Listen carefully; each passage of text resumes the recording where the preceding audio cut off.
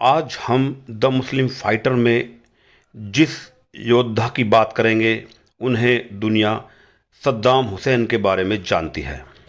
सद्दाम हुसैन की गिरफ्तारी के बाद उनकी सुरक्षा में लगाए गए वो 12 अमेरिकी सैनिक उनकी पूरी जिंदगी के बेहतरीन मित्र ना सही, लेकिन उनकी जिंदगी के आखिरी मित्र जरूर थे।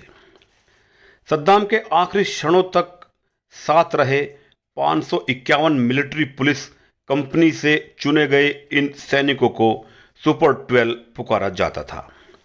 इनमें से एक बिल वार्डन वर्पर ने एक किताब लिखी है जिसका नाम the prisoner in his palace है। उसमें उन्होंने सद्दाम की सुरक्षा करते हुए उनके अंतिम दिनों के विवरण को साझा किया है। वार्डन वर्पर मानते हैं कि जब उन्होंने सद्दाम को उनके हवाले किया जो उनको फांसी देने वाले थे, तो सद्दाम की सुरक्षा में लगे सभी सैनिकों की आंखों में आंसू थे।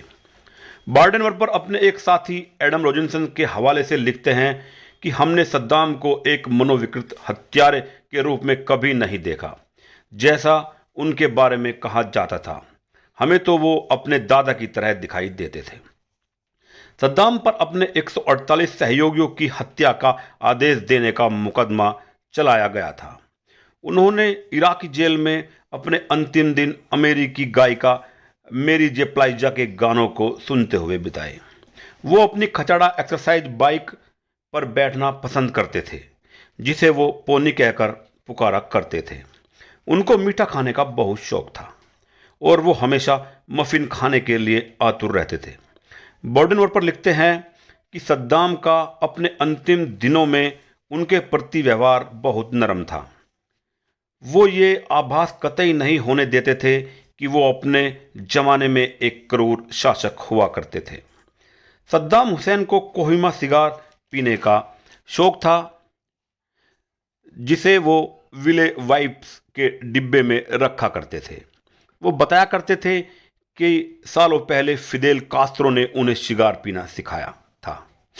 वार्डन वर्पर ने वर्णन किया है कि सद्दाम को बागवानी का बड़ा शौक था और वो जेल परिसर में उगी बेतरतीब झाड़ियों तक को सुंदर फूल की तरह मानते थे। सद्दाम अपने खाने के बारे में बहुत संवेदनशील हुआ करते थे। वो अपना नाश्ता टुकड़ों में करते थे। वो पहले आमलेट खाते थे, फिर मफिन और बाद में ताजे फल। अगर बनाते वक्त गलती से उनका आमलेट टूट जाए तो वो उसे खाने से इनकार कर देते थे। वार्डन वर्पर याद करते हैं कि एक बार सद्दाम हुसैन ने अपने बेटे उदय की क्रूरता का एक विभत्स किस्सा सुनाया था, जिसकी वजह से सद्दाम आग बबूला हो गए थे। हुआ यह था कि उदय ने एक पार्टी में गोली चला दी थी, जिसकी वजह से कई लोगों की मौत हो गई थी और कई लोग घायल हो गए थे।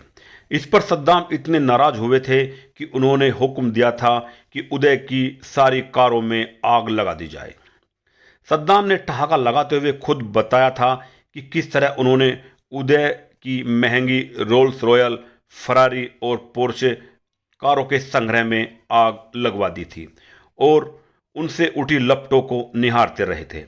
जब इनमें से एक सैनिक ने बताया कि उसके भाई की मौत हो गई है, तो सद्दाम ने उसे गले लगाते हुए कहा था, आज से तुम मुझे अपना भाई समझो। सद्दाम ने एक और सैनिक से कहा था कि अगर मुझे अपने धर्म का इस्तेमाल करने की अनुमति मिल जाए तो मैं तुम्हारे बेटे के कॉलेज की शिक्षा का खर्च उठाने के लिए तैयार हूँ। एक रात सबने एक 20 साल के सैनिक डासन को एक खराब सूट में टहलते देखा। पता चला कि डासन को सद्दाम ने अपना वो सूट तोहफे में दिया है। वार्डन वर्पर लिखते हैं कि कई दिनों तक हम डासन पर हंसते रहे, क्योंकि वो उस सूट को पहनकर इस तरह चलता था जैसे किसी फैशन शो की कैटवॉक में चल रहा हो। सद्दाम और उसकी सुरक्षा में लगे गार्डों के बीच दोस्ती पनपती चली गई। हालांकि उनको साफ आदेश था कि सद्दाम के नज़दीक आने की कोई भी कोशिश ना की जाए। सद्दाम हुसैन को मुकदमे के दौरान 2 जेलों में रखा गया था। एक तो बगदाद में अंतर्राष्ट्रीय ट्रिब्यूनल का तहखाना था और दूसरा उत्तरी बगदाद में सद्दाम हुसैन का एक महल था, जो कि एक द्वीप पर था, इस पर एक पुल के जरिए ही पहुंचा जा सकता था। आगे की जानकारी हम आपको वीडियो के पार्ट 2 में जल्द लेकर आएंगे। अगर आपको हमारे द्वारा दी गई जानकारी पसंद आई हो तो हमारे चैनल को सब्सक्राइब करें। आदाब।